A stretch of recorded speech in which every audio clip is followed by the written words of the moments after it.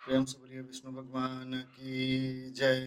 तो अनंत व्रत कथा में हम आगे जो पढ़ रहे थे उसको सुनते हैं। विभूति में तैश्चानन्तैरनन्तमभितेजसं कौस्तुभेन विराजन्तं वनमाला विभूषितं तं दृष्ट्वा देवदेवेशम् अनन्तम् अपराजितं वन्द्यमानो जगद्योच्चैर्जयशब्दः पुरःसरं पापोऽहं पापोकर्माहं पापात्मा पापसम्भवम् पापो त्वं पापकर्मा त्वं पापात्मा पापसम्भवः त्राहि मां पुण्डरीकाक्ष सर्वपापहरो भव। तक्षुत्वानन्तदेवेशं प्राहं सुस्निग्धदरागिरां मा भयसत्त्वं ब्रूहि विप्रेन्द्र यत्ते मनसि वर्तते। कौण्डिन्यवाचं मया भूत्वा वलिप्तेन त्रुटितोऽनन्तदोरकः तेन पापविपाकेन भूमिर्मे प्रलयं गतां स्वजनैः कलहो गेहे न कश्चिन्मा प्रभाषते। निर्वेदादगमितो अरण्ये तव दर्शनकाङ्क्षयां कृपयां देवदेवेशं त्वयात्मा समदर्शितः तस्य पापस्य मे शान्तिं कारुण्याद् वक्तुर्मर्हसिं तस्य पापस्य ते शान्तिं कारुण्याद् वक्तुर्मर्हसिं। श्रीकृष्णवाचं तक्षुत्वानन्तदेवेशम् उवाच द्विजसत्तमहम्। तो बात आगे उसके बाद शुरू होती है कि अतिशय प्रकाशमान स्वरूप वाले भगवान को देखकर उनके आगे ऊंचे स्वर में बोला।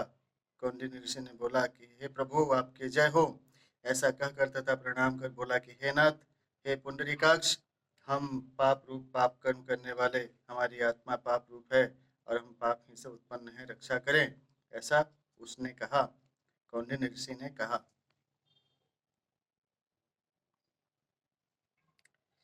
ऐसा सुनकर तब उस मुनि का वचन सुनकर अनंत देव भी बड़े कोमल वचन से बोले कि हे विप्रेंद्र, मत डरो, जो तुम्हारे मन में हो कहो। ऐसा सुनकर कौंडिन्य ऋषि बोले कि हे प्रभु, मैंने धन से उन्मत्त हो अनंत का डोरा तोड़ दिया। उस पाप कर्म से मेरा धन नष्ट हो गया। घर में अपने कुटुंबियों से कलह होता है, जिस कारण मुझसे कोई भी नहीं बोलता। इस तरह दुखी हो आपके दर्शन की इच्छा कर मैं वनों में भटक रहा हूँ। हे देवेंद्र, आपने कृपा कर अपना दर्शन दिया, अब मुझ पर दया करके उस पाप की शांति का उपाय कहिए। भक्त्या संतोषितो देव किं न दद्यादुस्थिरम् अनन्तवाचं स्वगृहं गच्छ कौण्डिन्यं नो विलम्बं कुरु द्विजम् चरानन्तव्रतं भक्त्यां नववर्षाणि पञ्चचं सर्वपापविशुद्धात्मा प्रापस्यसे सिद्धिमुत्तमाम् पुत्रपौत्रान् समुत्पाद्यं भुक्त्वा भोगान् यथेप्सितान् अन्ते मतः स्मरणं प्राप्य मामुपश्यस्य संशयम् अन्यच्चते वरं दद्धिं सर्वलोकोपकारकम् इदमाख्यायनं कवरं शीलानन्तव्रतादिकं करिष्यति नरो यस्तुं कुर्वन् व्रतमिदं शुभं सुवचिरात् पापनिर्मुक्तः प्राप्नोति परमाङ्गितं गच्छ विप्रगृहं शीघ्रं त्वया येनागतो ह्यसिं। कौण्डिन्यवाचं स्वामिन् पृच्छामि ते ब्रूहिं किञ्चित् कौतूहलं मया अरण्ये भ्रमता दृष्टस्तद्वस्वं जगद्गुरो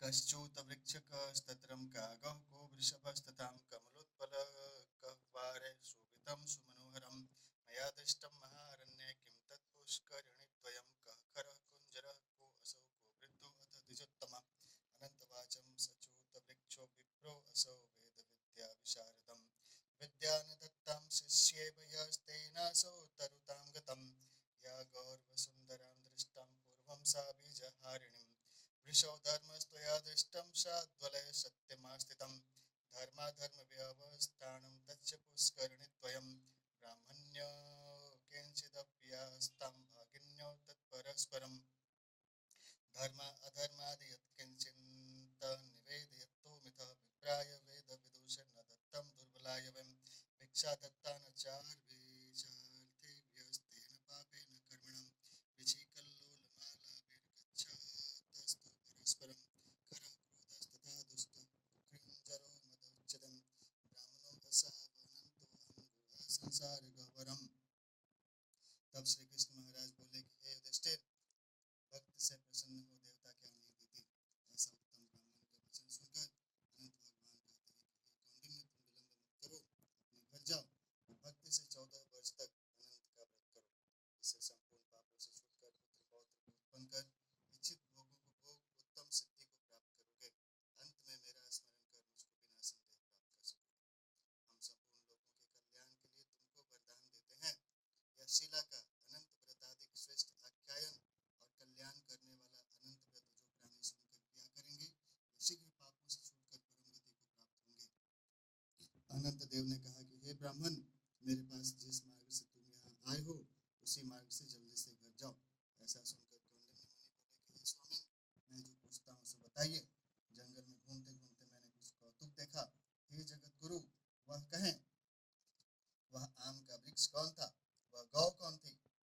ऋषभ कौन था और कमल कुमुद गहवार से शोभित परम सुंदर, बड़े जंगल में मैंने दो पुष्करिणियां देखी हैं, सो क्या थी?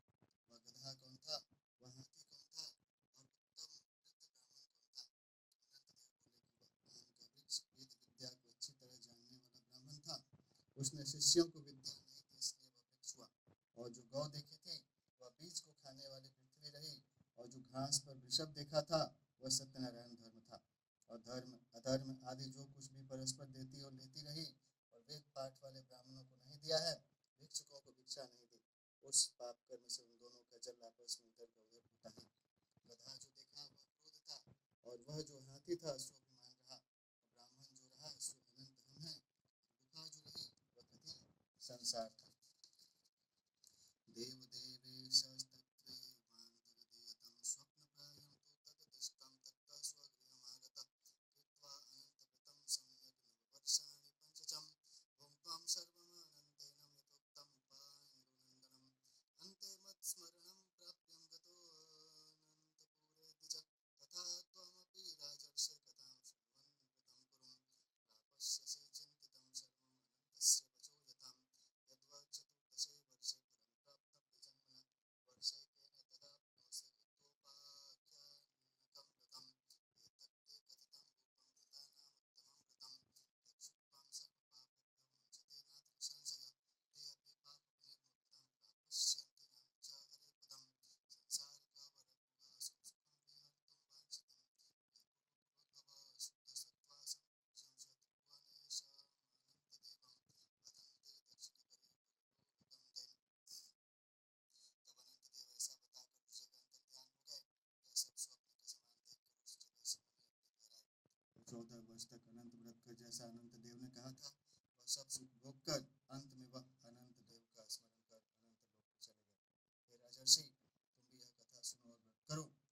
जिस प्रकार ब्राह्मण को 14 वर्ष का फल प्राप्त हुआ, तुम भी उसी तरह अनंत देव की कृपा से सब इच्छित वस्तु एक ही वर्ष में कथा सुनकर व्रत करने से प्राप्त हो जाएगी। हे राजन, व्रतों में उत्तम व्रत मैंने कहा, जिससे सुन प्राणी सब पापों से छूट जाते हैं, इसमें संदेह नहीं है, और हरि चरणों को प्राप्त होते हैं। हे कुरुकुल में उत्पन्न दृष्टि, जो शुद्ध विचार वाले प्राणी संसार रूपी गुफा में सुख से फिरने की इच्छा करते हैं, वे तीनों लोकों के स्वामी अनंत देव का पूजन कर डोरे को दाहिने हाथ में बांधते हैं। तो इस प्रकार यह पूजा पूरा हुआ अनंत व्रत कथा। जन सूर्य विष्णु भगवान की जय।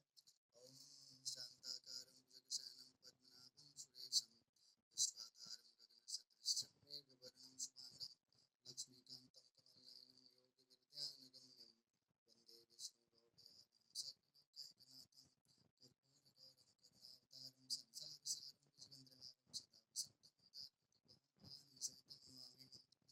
ओम नमः। ओम अनंताय नमः। ध्यान सूर्य विष्णु भगवान की जय। अनंत भगवान की जय। बोलिए